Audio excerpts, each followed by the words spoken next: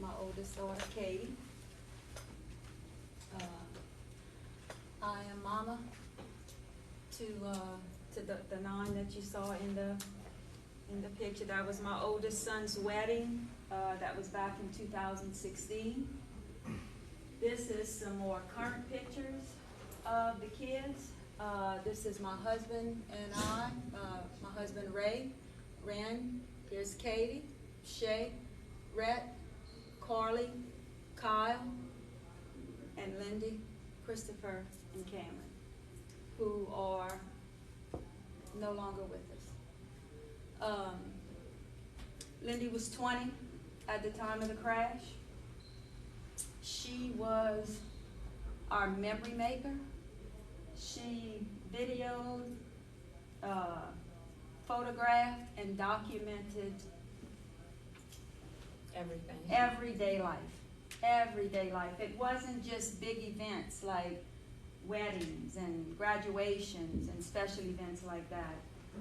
She videoed everything. Her and Kamryn would be pumping gas, and Lindy would be filming, and at the end, they would fist bump. They would go to Walmart, and they would be in a little aisle where nobody was, and do their little dances, and that was on video. They would go to the eye doctor. Kamryn couldn't see.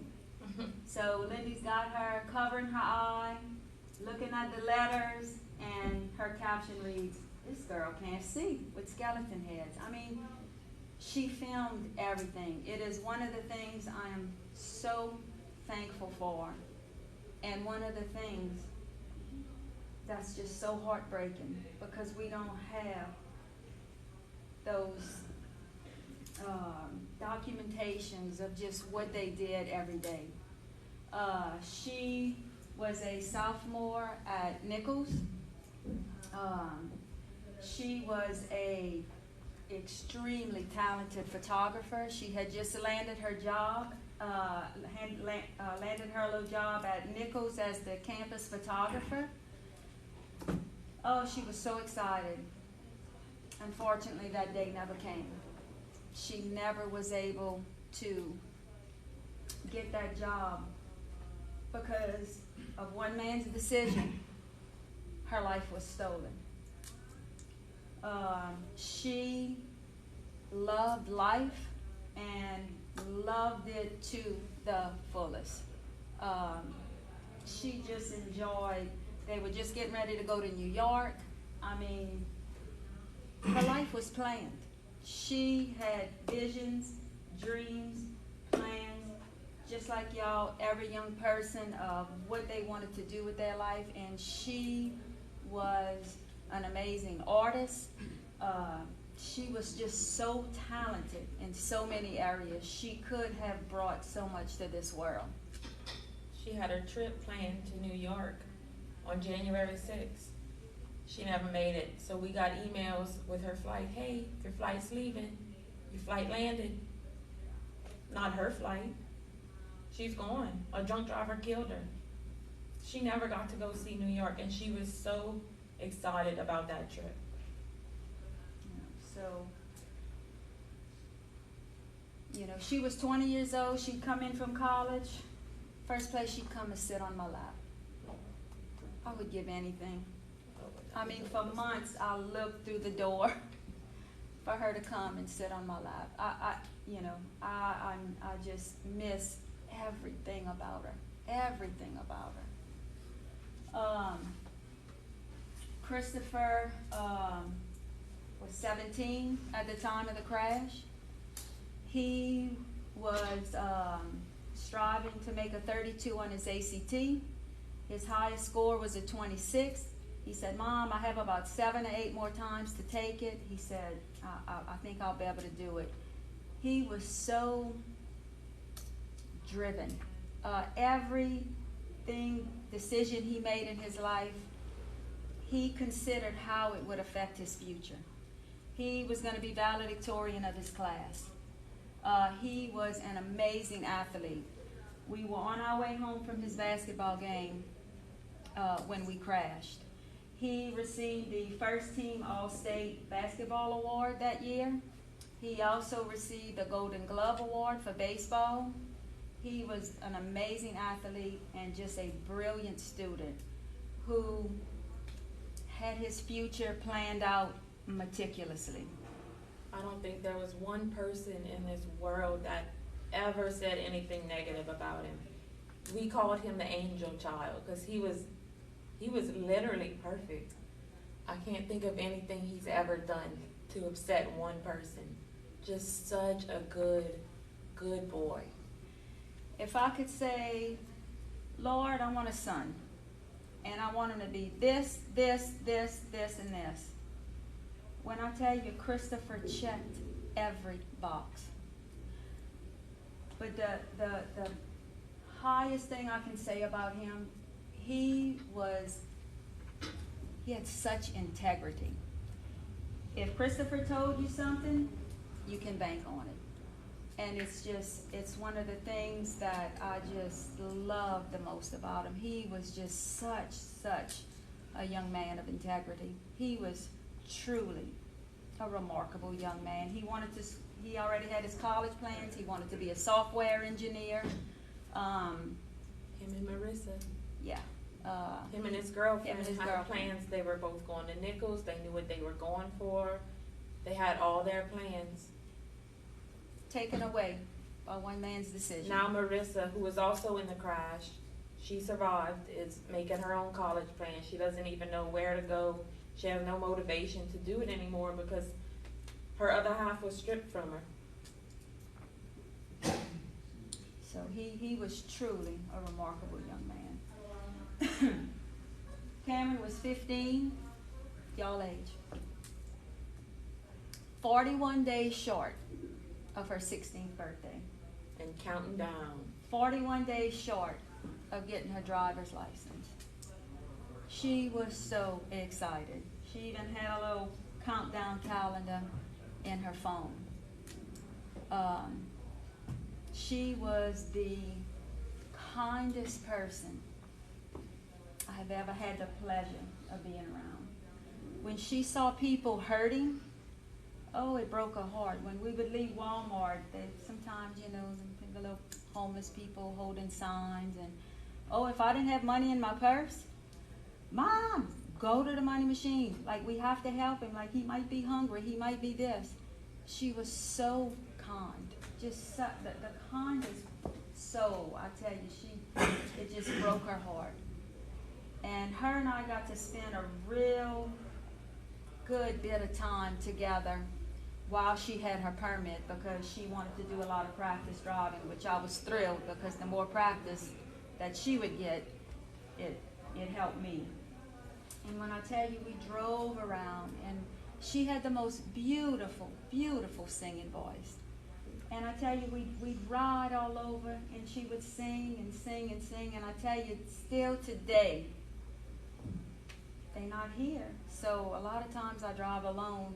If I could tell you the times that I look over to look for her. But she's gone. From a decision to drink and get behind the wheel. How selfish is that? How selfish. As a result of this man's decision, 3 beautiful kids who had bright futures, who could have contributed to this world, like that, they're gone. We will never be the same. My family, as I knew it, is dead. It's gone. We will never have this family again. All the dynamics, the dreams, the plans, all what we had, they're gone. From one man's decision. What would be worth that? And not to mention, our 3 kids died, the drunk driver died, and where they were diverting traffic 6 miles away, an 86-year-old man must have been blinded by the lights, hit the trooper, he died. 5 people died that night because one man decided he was well enough to drive, but he wasn't, because he was going the wrong way on the interstate, 90 miles per hour. Never saw him coming, no brakes, hit head on. He wasn't buckled, he was ejected from the car. So his life and his wife's life, his family, that's a whole, I can't worry with their grief, but his family's grieving as well. The domino effect from what this one man did is indescribable. It's been 15 months. I don't think we have a day where we hadn't cried yet. No. No. There hasn't been one day. And if I do find joy in something, I feel so guilty. I went to a Mardi Gras parade because my little girl was in it. And the whole time I was thinking, how dare I come enjoy something when these kids are in the ground? That's every day. So even finding joy in something is guilt for us. From one man. You want to control it since you know it a little better than me? Do I Just to the right. Yeah. Yeah. So this is a head-on collision, not ours, but this is just to give you an idea of how quick these things can happen. And I just want to let y'all know, this was at a much lower rate of speed. Much, much lower. They were on the interstate. Right. The drunk driver in our crash was going 80 to 90. We were doing 75, which is the speed limit on I-49. But this is just to give you an idea of how quickly these things can happen.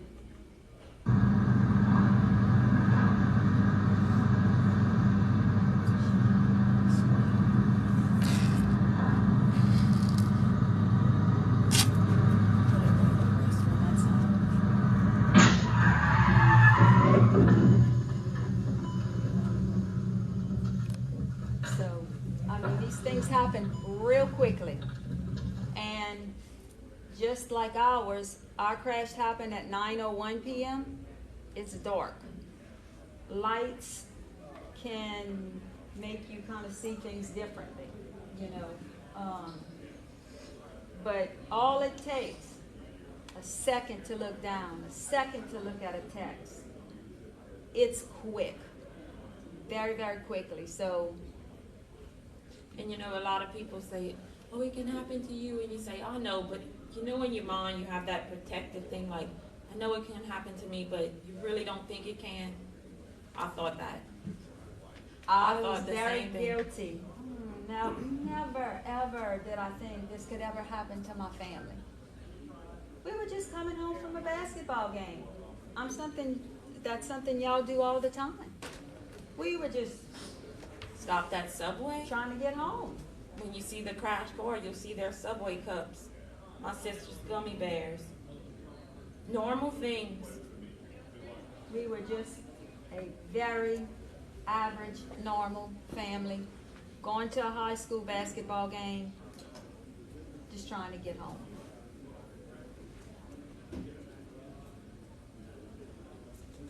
This is our vehicle after the crash. Any guesses what kind of vehicle it was? Can y'all make it out? I can go to the crash site today. And find pieces of I that will car. find pieces of my vehicle still today. When I tell you the impact was so great, Lincoln? It's a Cadillac. Cadillac. An Yeah. ST. I forget which kind, like the little small It's a SUV little small Cadillac. SUV Cadillac. I mean, look at that. And you know, I have this car seated 5. I have a vehicle that seats 7. And my daughter thought about going that night, but in order for her to fit, they would have had to take my car. So I go back, what if y'all would have took my car? But really, like Miss Bridget said, what if the drunk driver would have never got behind the wheel? It wouldn't have mattered what kind of car. I mean, that is, physics. It's a piece of machinery. It can only take so much force. You know, That cord did its job. Every airbag was out, but at that rate of speed, how she survived and how Marissa, my little brother's girlfriend, survived, mystery. Because she was in the front passenger seat.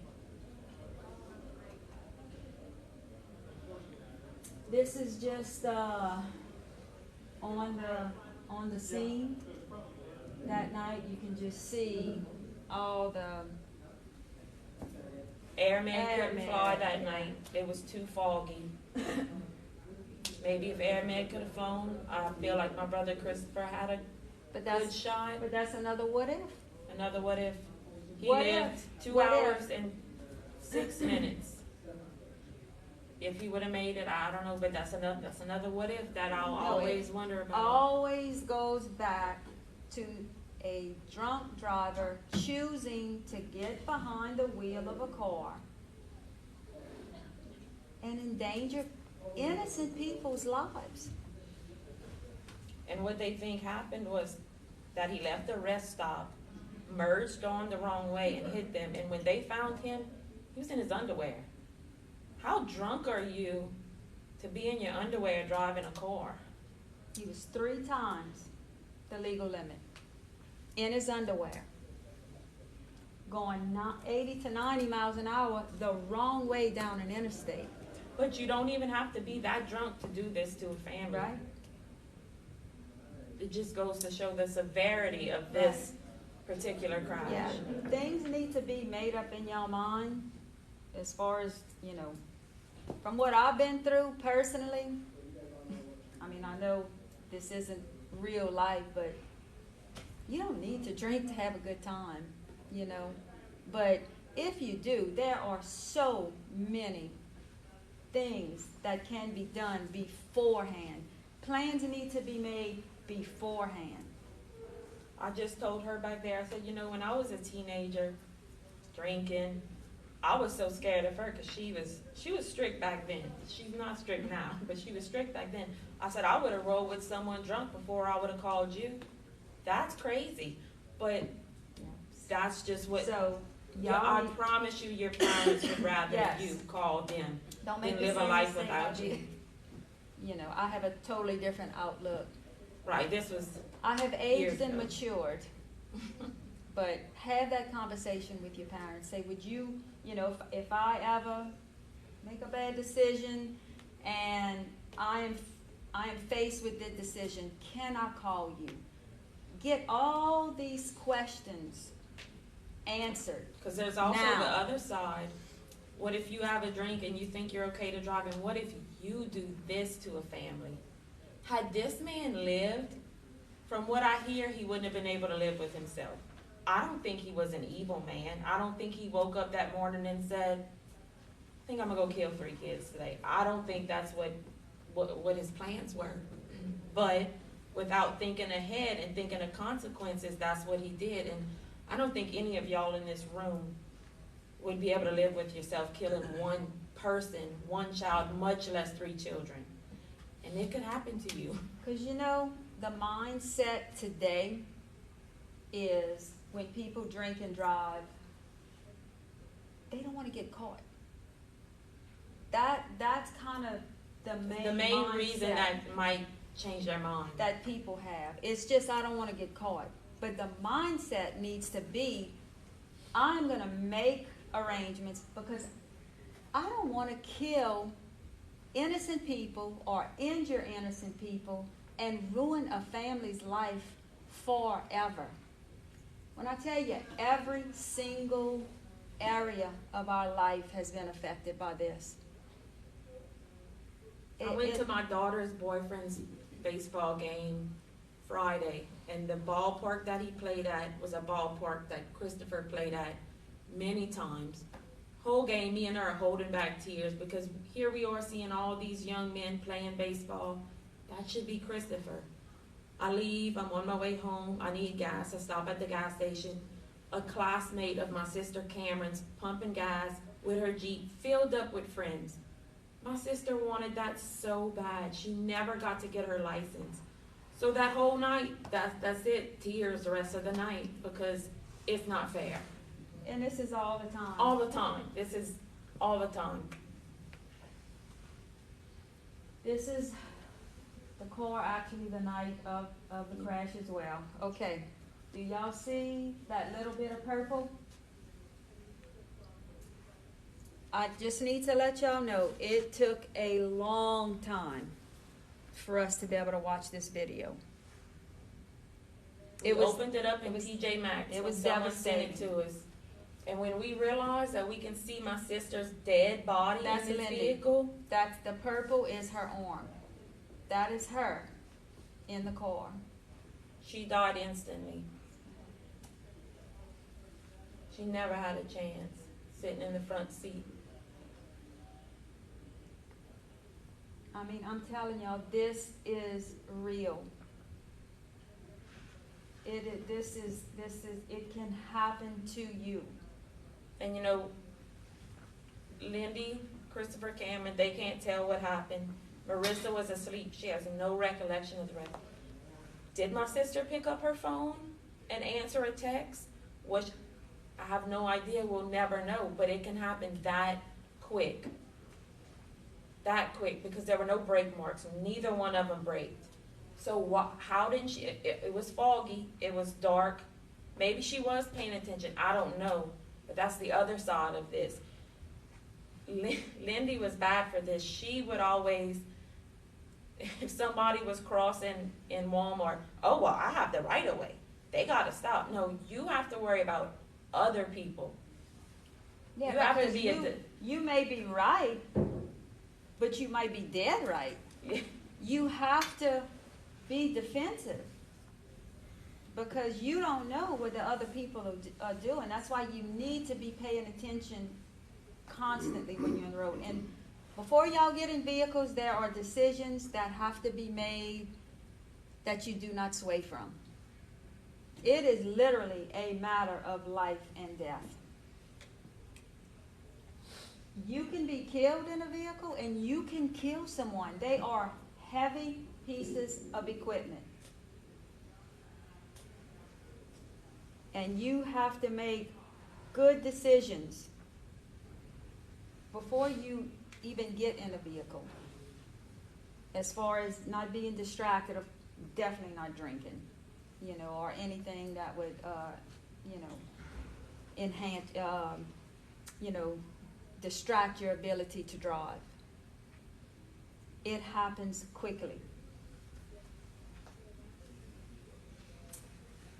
This is where Kamryn was sitting, right here. And that's just, you can see my vehicle before. You can see the vehicle did its job. I mean, all the airbags came out,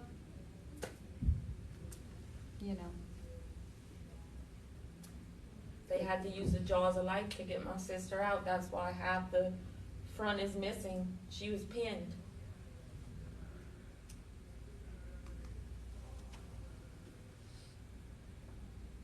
Yeah, it was just horrible, but preventable. From one man's decision, like what would be worth that? There's nothing, not a text, not a distraction with music, nothing is worth it. It takes a second to look down.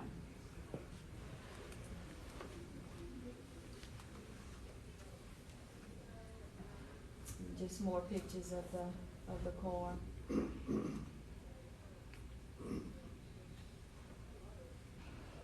And if you can't see it in this picture, but in this little door, my little sister's gummy bears. Her last text to my mom was, "Mom, can you pick me up some gummy bears from the store?" That was her favorite candy. And even in the wreck, her little gummy bears was sitting on the side of her. Their Subway cups were in the car. You can just tell they were having a normal ride home, just like we all do. Yeah, we were. The presents were under the tree. It was the last day of school before the Christmas break. I mean, we were just ready to get home, trying to get home to begin the Christmas holidays. And that night, The way my night was, I was at a Christmas party, me and my husband. My husband was drinking. I wasn't drinking. My dad calls me, 10:29 p.m. And I was like, that's weird. My dad usually doesn't call me. So I answer. He says, hey, Mom got in a wreck. They say it's pretty bad. It doesn't look good, but she's stable. So I'm like, I'm on the way. And he was like, no, it's foggy. I don't want you driving in fog. I'm like, I'm on the way. Which hospital? Me and my husband get in the car. I shoot over there. At 11:05 p.m., I pulled into the parking garage at Lafayette General, and I encountered my dad and my other brother, Shay, who's younger, about 2 years younger than me. And they're frantic. So I rolled down my window. I'm like, what's wrong? They said, Facebook is saying there's 2 fatalities. So I'm like, okay. Immediately my mom said, well, they must have 2 people in the other vehicle. That's not our people, because I knew my mom was okay. And of course, my 3 young, healthy siblings are okay. So I pull in. Little did I know, Christopher passed away at 11:06. So as I was pulling into that parking garage, he was taking his last breath. I had no idea. So me and my best friend, since I'm dealing with everything, I'm texting her and keeping her updated. We've been friends since we were 12. I'm 33 now, so my very best friend, I'm texting her. I tell her what's happened. I said, we can't find my siblings. My mom and Marissa are here. Like I said, Marissa's my brother's 60-year-old girlfriend who was also in the crash. She was in the middle, in the back seat. A state trooper walks up, he calls my dad. He said the young blonde driver passed away and the driver of the other vehicle passed away. So my dad starts wailing and he's like, it's Lindy, it's Lindy. Well, even though I heard that, until I saw proof and y'all told me her name, young blonde driver, that's not confirmation for me. I guess it was a defense mechanism. Still didn't believe it was her.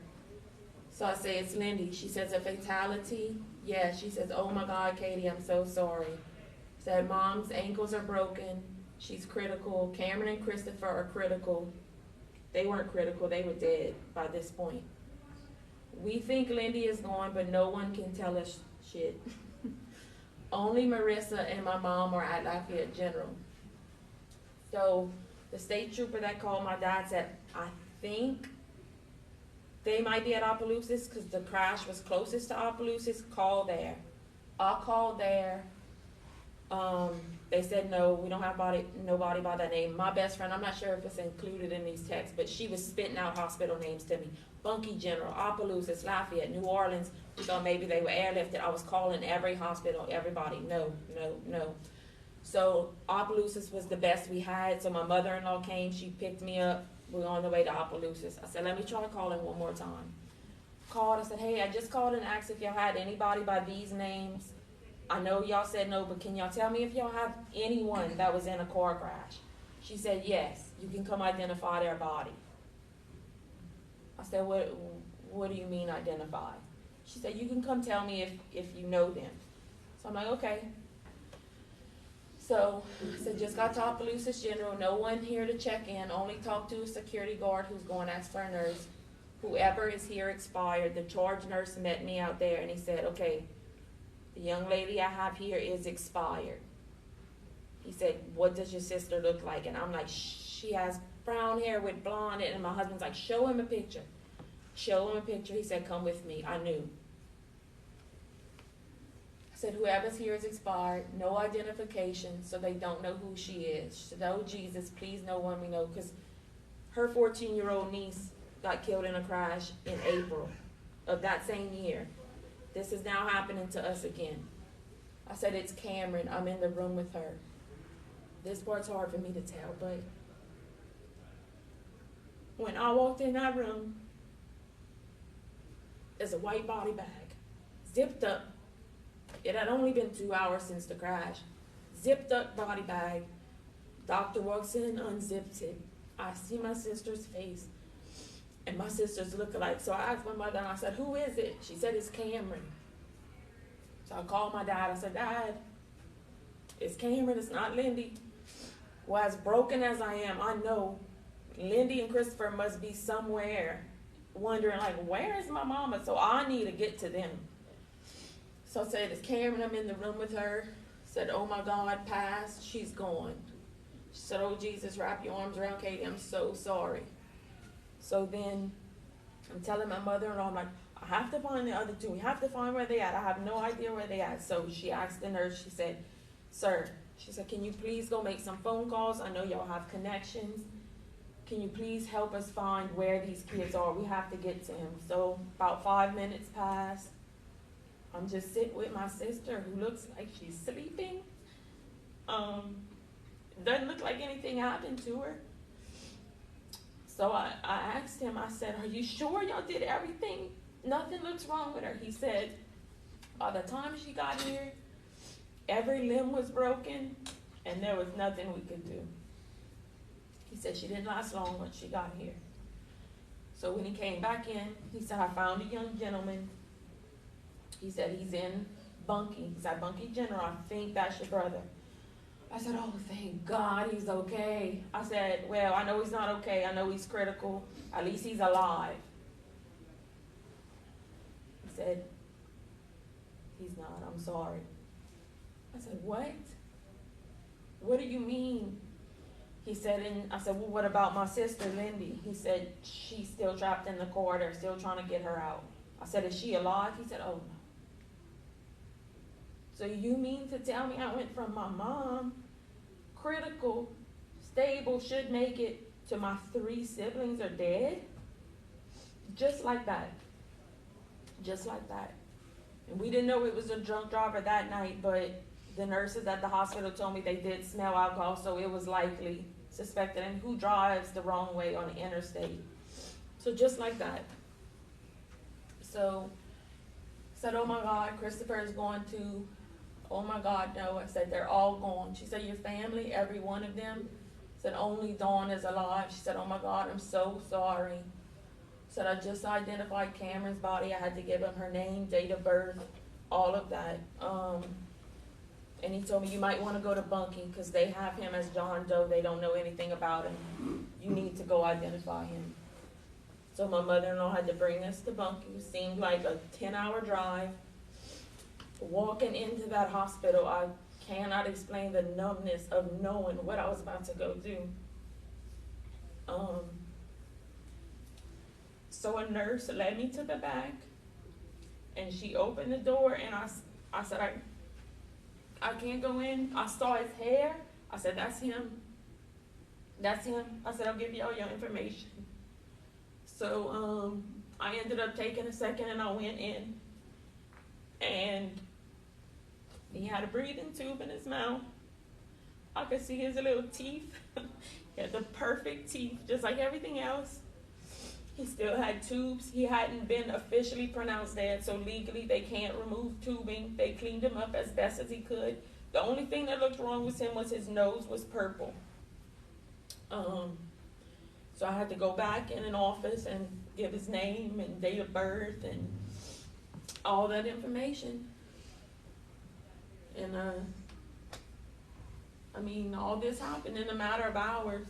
I think I got to Opelousas General at 12:30. I think I was in Bunkie for 1 or 2 a.m. All this happened in a matter of hours. And I thought it was bad that night, but little did I know what was really hard is the rest of my life. Because Kamryn was 16 I was 16 when Kamryn was born, so even though that's my siblings, those were my little babies. I took them everywhere with me. I have a 13-year-old daughter, so my daughter and these 3 they were best friends. So I had to break the news to my daughter. I had a little 1-year-old son who Lindy was his nanny. They were so happy that I finally had a little baby for them to love on. They just loved him. He'll never know them, which is crazy to me. How they were such a big part of our life and he will never know who they are. He'll have no memory of them.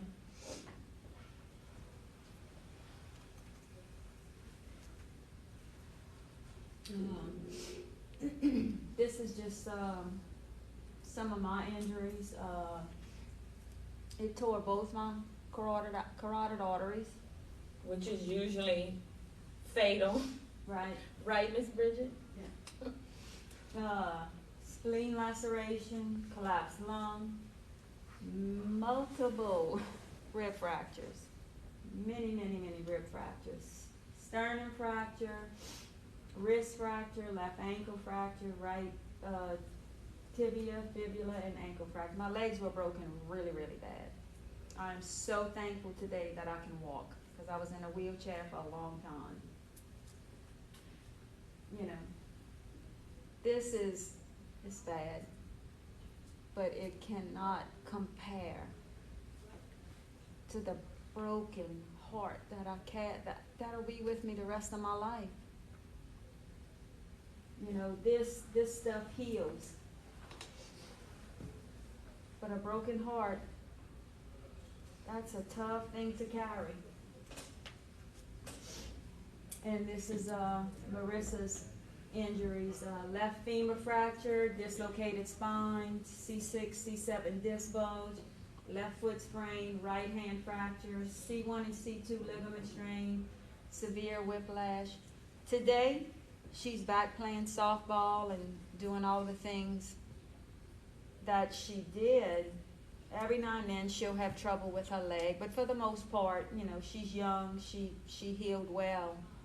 But again, Her heart is broken. her heart is broken.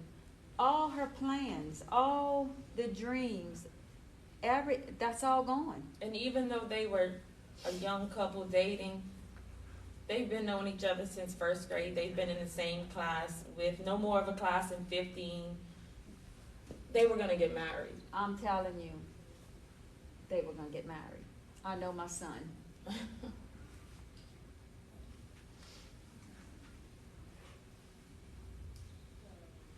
Okay, so the crash was on December 17th.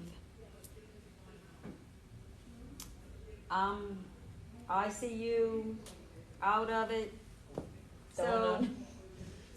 I don't know what's happened to my kids. I didn't find out till December 19th, which was 2 days later. After I'd had one of my first surgeries, the doctors felt that I was stable enough for them to tell me. I kind of remember coming in and out, and I would say, "Where's the kids?" And I never got an answer like, "Oh, they in room 316, Christopher has a broken leg, you know, Kamryn has a broken arm, Lindy, you know, what I never got that answer, but I was too weak, Physically broken. to take it in. So she's busy with funeral and taking care of everything because she wants to let my husband stay with me. So I didn't see her until the Sunday after my first surgery. Her and I have a very strong relationship. So when I saw she came in the room, I thought she'd be happy to see me. I'm like, no. I looked at She her. said, "Where's the kids?" Where are the kids? And I knew she'd give me a straight answer. I said, "Mom, no, we just taking care of you." She said, "Where are my kids?" And there was a pastor in there with us because we had rehearsed. We had this whole plan how we were going to tell her. We were going to tell her the next day when 2 of my other siblings arrived because they live out of state. We were going to all be together. It was a big rehearsed thing. When I walked in, she gave me the look like, "Where are my kids?" I just had to tell her, "They're gone." And it's hard to describe how she was because I didn't think she was well enough to tell her she could barely breathe. If she spoke a word or oxygen was dropping, I mean, she was still critical at this moment. And I said, they're gone. And she said, "All of them?" And then she would go out of it and she would wake up, "Brother too?" Because that's what we call Christopher. "Lindy too?" And so like us breaking it to her is very cloudy for her because she was so medicated. She had just had a major surgery. But in that day, while we were in the waiting room, they had 2 other pastors there talking with us. And my dad stood up and he was like, and he fainted. I had to catch him. One of the pastors going like, he fainted due to the amount of grief. and shock that was hitting our family at that time while she was in surgery. It was just, I mean, can y'all imagine what they went through? They're shocked, they're in grief, and they know the kind of relationship. they were her favorites, besides me. I can say that now that she's grown.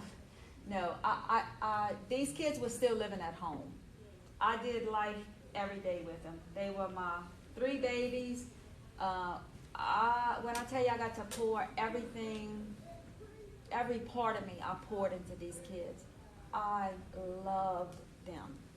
I loved doing life with them. We were always at her house. Can you imagine what my family had to go through in those 2 days, trying to figure out how are we going to tell Mom? How are we going to do this? The next morning, I got a text, I'll never forget, at 11 a.m. from a number I didn't know. Hey, your sister's body just left to go to a different nursing home. I had never known where Lindy was. I never found her that night. Didn't know who to call. Different funeral home. They took her to just a nearby funeral home. They somehow got me information, text me, hey, we just picked your sister up. Picked your sister up. And I'm having to, my mom physically, mentally can't plan a funeral, so, and my dad's with her, so that fell on my shoulders. Plan a triple funeral. Do we want open caskets? Do we want closed? Do we want cremation? Do we want this? What burial site?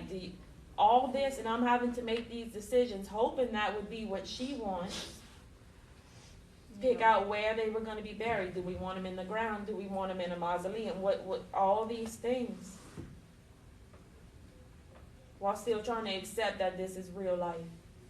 You know, and this is crazy, but it's crazy. I am thankful that, I know this is crazy to say, that I was injured. Because when I tell you I could not have taken the weight of this. Crash was on December 17th. This is a private family viewing at a funeral home. We had to have the funeral at a church because the funeral home could not hold this many people that were going to be attending 3 vibrant children's funeral.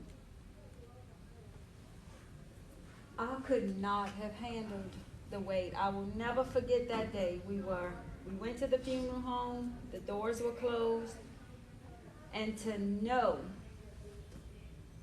what was on the other side. What was behind those doors. To open those doors. And wheel you in. 3 caskets, 3 beautiful children whose lives were stolen from them. From a one decision. To get behind the wheel drunk. How selfish is that? And another thing, I had to go shop for funeral clothes. That's something I never thought of. I just assumed maybe the funeral home dressing. No. They said have their clothes here by this date at this time. I had to go to the mall and figure out what I'm dressing my siblings in to bury them. So everybody think of 3 really, really close friends. I mean, people you do life with. Think about it, that they in your everyday life. At 9:01 p.m., they're here. At 9:02, they're going. Forever. Okay, because look, at 9:02, it's over. You cannot go back and say, oh, I should have did this. I'm sorry. I wish I would have. That's the result of that decision. Every decision you make will have a consequence, whether it be good or bad.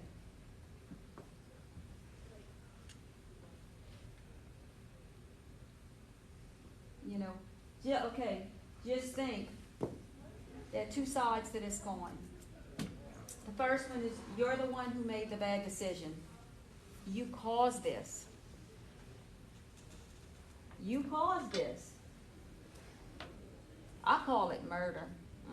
Because to me, you know what you're doing when you get behind the wheel intoxicated. So, can you imagine living with this result of killing 3 innocent, and then children? I mean, any life though, any and every life is valuable. What makes it harder with it being children is my sister would be a junior this year. My brother would be a senior this year. So far, we watched the homecoming dance. They weren't there. We watched the award banquets for sports. They weren't there. They had a candle lit for him. Woohoo. An empty chair. Empty chair. His basketball game.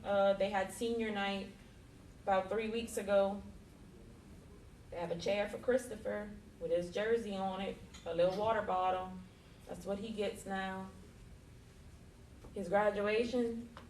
Graduation I coming can't up. even mentally go there yet. Coming up May 18th. And his graduation, him and I, he was a very, very, very good student. Like I said, he would be valedictorian of his class. He worked hard to be valedictorian of his class.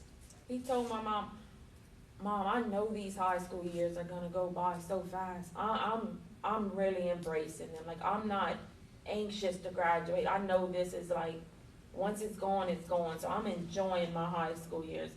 I know when I was 18, I was like, I can't wait to get out on my own. I can't wait to do this." Not him. He had plans. So May 18th, his high school graduation's coming up. We already figured Can out y'all we're gonna sit in the balcony so that when we crawl the entire time, we're not raining on these other graduates' parades because they don't deserve that. If they go to a small Christian school, they're gonna honor him, they're gonna mention him, they're not gonna forget him. But I don't wanna ruin anyone else's time. But once again, as always now, we're the broken family sitting in the back. With an empty chair. You know, and then Kamryn would be a junior this year, so she would have been a senior next year. So we have to go through all of this again. And my daughter's 13, so when she gets her license, I already know that's gonna be hard for me because Kamryn never made it there. They will be forever 15, forever 17, and forever 20. So even though once their class graduates, I feel like every graduation ever will be hard because we never got to complete it. You know, it will forever just be incomplete and something that will be a trigger. You know, so, you know, there are 2 sides of this. Like I said, you can either be the one who made the bad decision and caused this, or, like us, we were completely innocent that night. We were completely innocent. We did everything right. We were going the speed limit. They were seat belted. We were just trying to get home.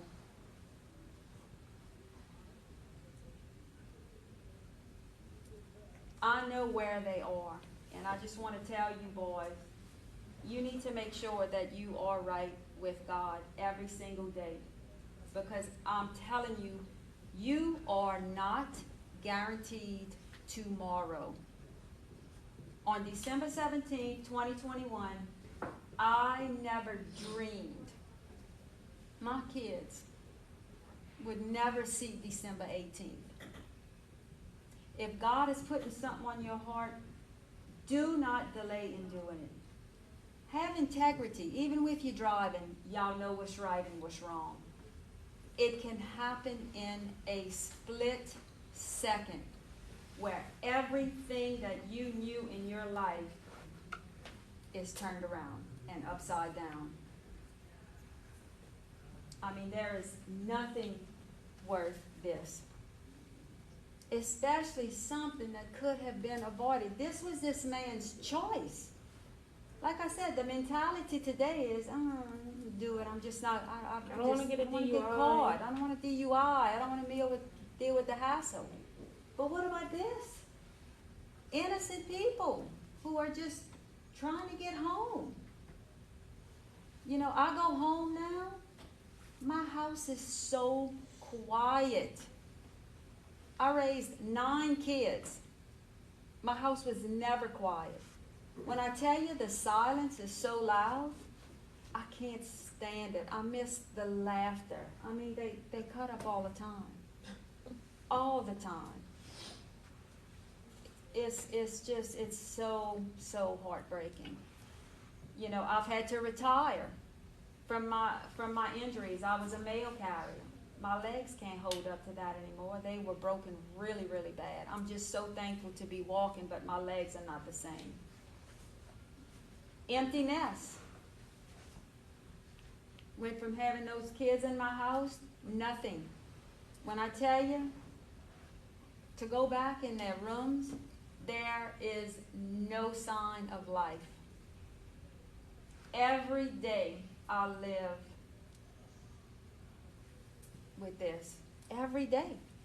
Nothing is unaffected.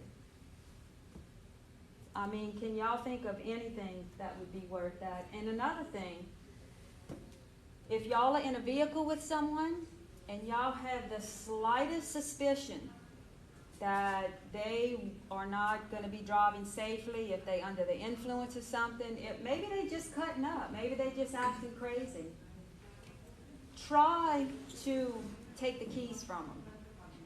But, you know, you can only do so much. But I tell y'all what, y'all need to make a decision now that y'all will never get in a car with someone that can, you know, where y'all could get hurt or injured. Tell them no. So what if they get mad? Do it afraid. You need to make sure that you are doing and making right decisions to keep yourself safe. Look, I'm telling you, this could be the end result. There is nothing worth this. Nothing. When I went to pick out their caskets, I said, I guess this one, he said, we're going to call and make sure they have 3 available. That's insane. Triple We needed funeral. 3 caskets, and they didn't know if they had that much on hand. 18 pallbearers. A devastated community. It was a small school.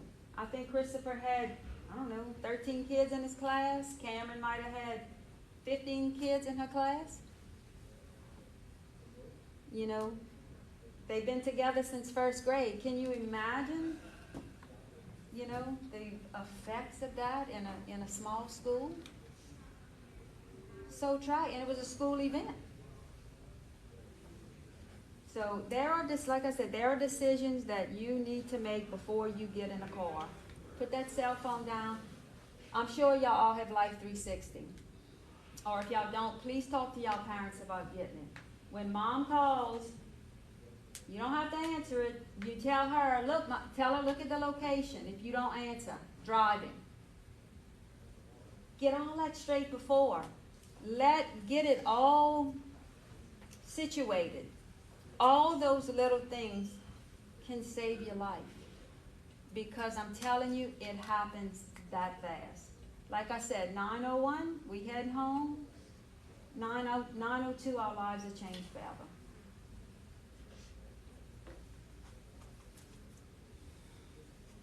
And this is the day of the funeral. I mean, triple funeral. You know, Kamryn was y'all age, 15 years old. Just 41 days short, she's ready to drive. She's so excited. We have a video of her from that night in the gym at the basketball game. Of course, Lindy was filming her, cutting up, laughing. Who would have known that was the last hour or 2 of her life? She didn't know.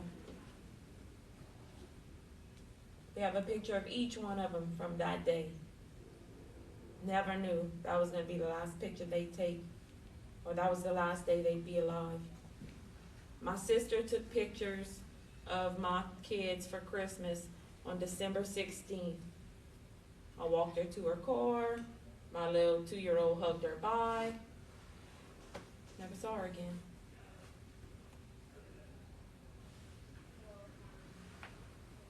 Just know it can happen to you. Be responsible. Take all the precautions. Make decisions before y'all get in the car. Make decisions before y'all event or whatever y'all doing. And don't sway from them. Please take this message here with y'all today. I don't want to see another young person get killed. Or But- another broken mama. Yeah, you know, and don't drink and drive. Nothing is worth this. My life will never, ever, ever be the same. I will be a broken-hearted mama till I take my last breath. So, thank y'all so much for having us. I have some bracelets for y'all. Keep them with y'all as a memory. Katie has a TikTok called Katie Durr11. If y'all really want to know about them, she has very in-depth videos. They were just like y'all. They were kids just like y'all. We'd like to thank Ms. Dawn and Katie for coming down